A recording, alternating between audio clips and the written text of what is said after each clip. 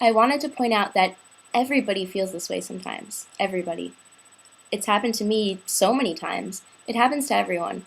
And I think a lot of it lies in the fact that humans are social creatures by nature. And if we aren't fulfilled socially, then we're going to be really unhappy. And unhappiness manifests itself in many different ways. You could be depressed, you could be angry, you could just be completely reserved and sad, and in effect, you draw yourself away from other people, and that makes the problem worse.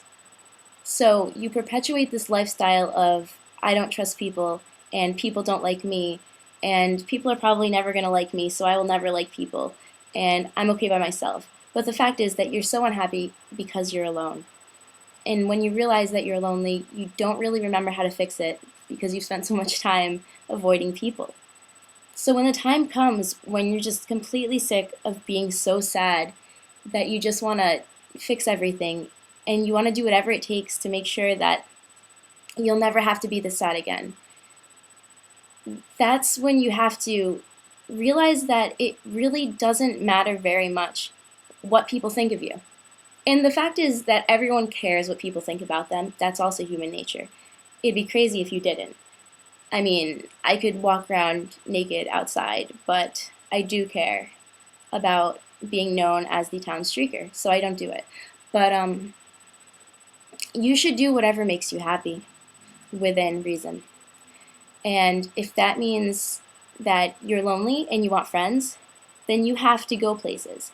You have to get back in touch with those people you haven't talked to in months or maybe even years, and you have to tell them that you want to hang out or ask them to tell you about any parties that are happening, and you have to turn yourself from such a reserved creature into a social butterfly.